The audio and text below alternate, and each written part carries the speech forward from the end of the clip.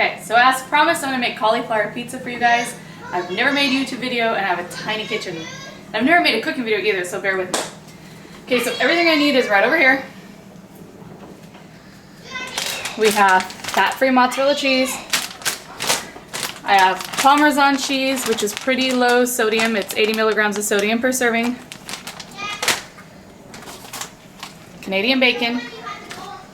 Also, pretty low sodium compared to some of the other ones. This one is 460 for 3 slices. Olives. That's all olives I have left. I need more, but this is what I'm gonna have to deal with. My pizza sauce. This is my leftover pizza sauce that normally comes in a can. Okay, and then you need ham, oregano, basil, garlic powder, red pepper flakes, and any other toppings if you don't like my toppings, and I have some pepperoni down here as well. And obviously cauliflower and parchment paper and some measuring tools.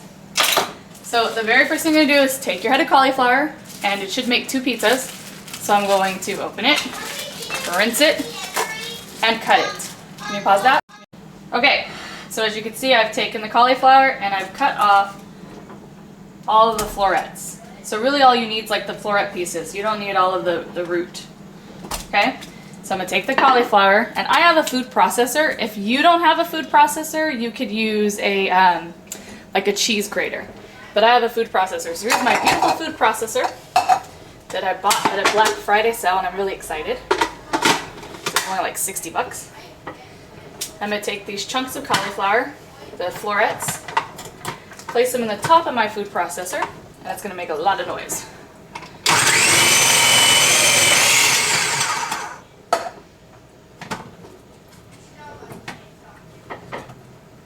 Uh-oh, I dropped a piece.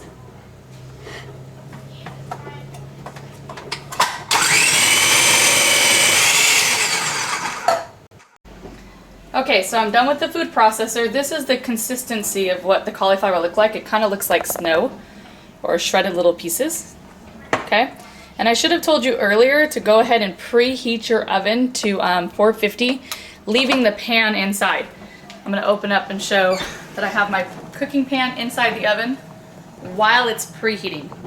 That helps keep the crust. It helps make the crust get even crispier. Okay. So now I'm going to take a 2-cup measuring cup. I'm going to take 2 cups of cauliflower. And just kind of pack it in, like so. Put it in a bowl. If you have something else to steam with in a microwave, that's your choice, but I just use a bowl with a plate on top. Put the plate on top. I'm going to move it over to the microwave. We have a tiny microwave, sorry. Put it in the microwave for 4 minutes. Let it sit there and spin around and do its thing. While that's happening, I'm going to grab another bowl. And I'm going to begin to make part of the crust. Oh, I didn't bring my eggs out. You're going to need eggs too. I should have told you at the beginning. You need eggs. Okay, I forgot something. So you need 1/4 of a cup of Parmesan cheese. I don't have 1/4, so I'm going to use 2/8. 1/8. 2/8. I use fat-free mozzarella cheese by Kraft. You need 1/4 of a cup of that. So again, I'm going to use 2/8. Kind of pack it in there. 1. Get out of there. And 2. Okay. Then this is 1/2 of a teaspoon. I'm going to use 1/2 a teaspoon of basil. There's 1/2 teaspoon basil. I'm going to use 1/2 a teaspoon oregano.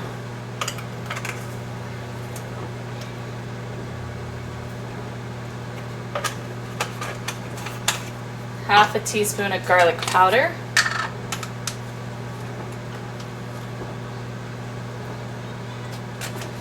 And technically it's supposed to be 1/2 a teaspoon of peppers, but in this house everybody kind of likes it hot, so I just kind of shake forever and ever until I feel like there's a bunch.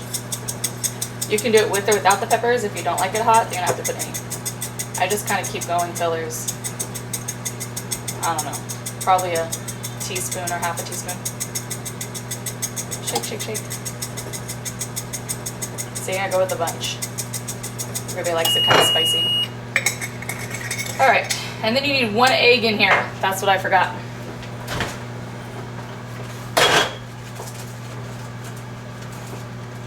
So,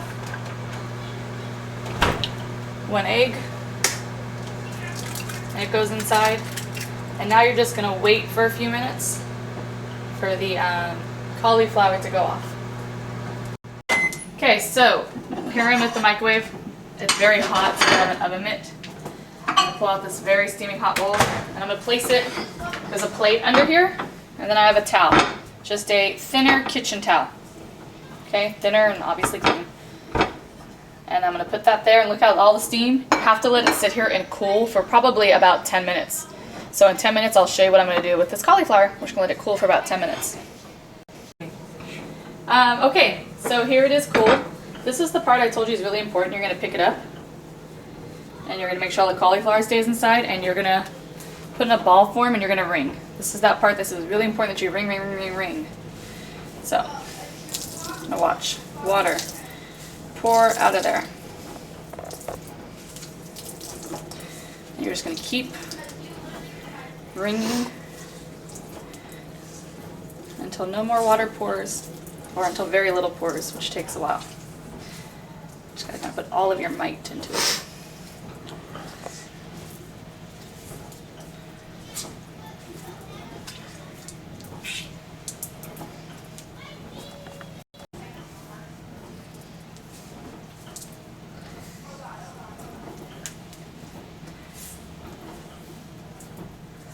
Okay, I think that's about good. I was ringing for maybe about 3 minutes. He'll cut it out for a minute there. Okay, so then when you open it, this is the mixture we made with the egg and the cheeses and the spices. When you open it, you're gonna get this texture that looks like a dough ball, like so. You're gonna take it and you're gonna put it inside there. There's very little moisture left. It just looks like a bunch of dough. I'm gonna put this towel here because I plan on making one more. Because remember, your cauliflower makes 2. So then you take it with your fingers and just kind of start to mush all of that cheese, cauliflower, egg, and spices together. Okay, so now it's kind of all mixed together, and that's what it looks like. Okay, all that cheese, and I'm gonna take my Pam. Ham the parchment paper here. So the parchment paper doesn't roll, I just use something to hold it down. Then you're going to take this and form kind of like a ball. See, I'm pushing it together like a ball. And I'll slide it out of the bowl and almost like a ball form. Like that. And now I'm going to begin to press. And Sahil's going to keep this on and not turn it off, so you can watch every moment of me pressing this down because it takes a few minutes. You're going to press in a circular motion. Those can move. The weight of the dough will hold it now. And you can use both hands. So begin to press in a circular motion. And kind of keep patting. It's important it gets really thin. You keep pressing out.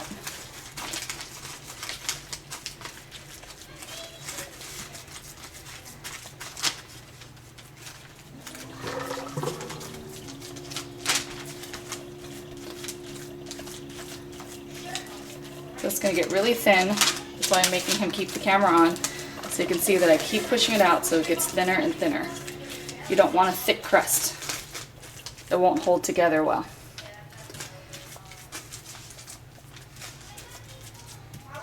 And I see a little hole there. You don't want holes either. So I was covering up that hole. I just kind of keep pushing and pressing. Pushing and pressing. Cover up the little holes that you see. Push and press. Almost done. Okay, so it's about that size. I'm not like you need to see this, but I'm going to rinse my hands. Get a paper towel, dry them. And then I'm going to grab my oven grab a mitt, pull out that very hot pan that's been sitting here with nothing on it. Pick up the whole parchment paper with the crust on it, set it inside the pan, the cookie sheet. I keep calling it a pan, I guess it's a cookie sheet. Without burning yourself, kind of push it down so it's flat in there. Then you're going to put it inside the oven for 12 minutes.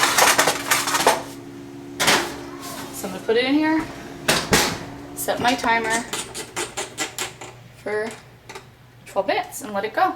And I'll be back. Okay, so why that 12 minutes was baking for the cauliflower crust, I cut up my ingredients are going to go on top. I was running low on olives and pepperoni, so there's mostly Canadian bacon, just a couple of olives. I think that was 4 olives and 4 slices of pepperoni. You can top yours with whatever you like. You can do vegetables. I think last night when I looked at Robert's, it looked like all he had on there was cheese or just sauce, so whatever you like. Okay, so the 12 minutes is up, and this is what it should look like. And I've actually been told that you can eat it just like this, to be honest with you. I've never tried, but it looks pretty scrumptious and smells really good. Now, put that pot holder down, and I'm going to take 3 tablespoons of sauce. 1, 2, 3. I'm going to spread that around with the spoon that I used. Just kind of get it all evenly layered out to the edges. The closer to the edges you get it, the less burning of edges you get when it comes out. So you want to get as close to that edge, so you don't have a lot of burning edge. But try to keep it on the pizza. Okay, and then I've already measured out my 1 cup of mozzarella cheese, which I'm going to put on next. I'm just going to kind of evenly spread that.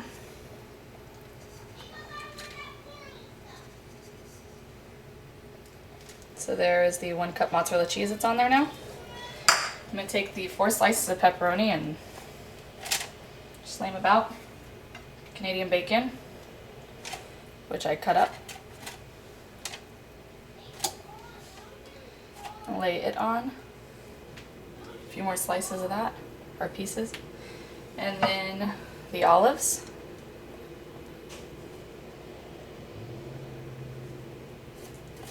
But then it's going to go back in for another 8 minutes, and then it'll be done.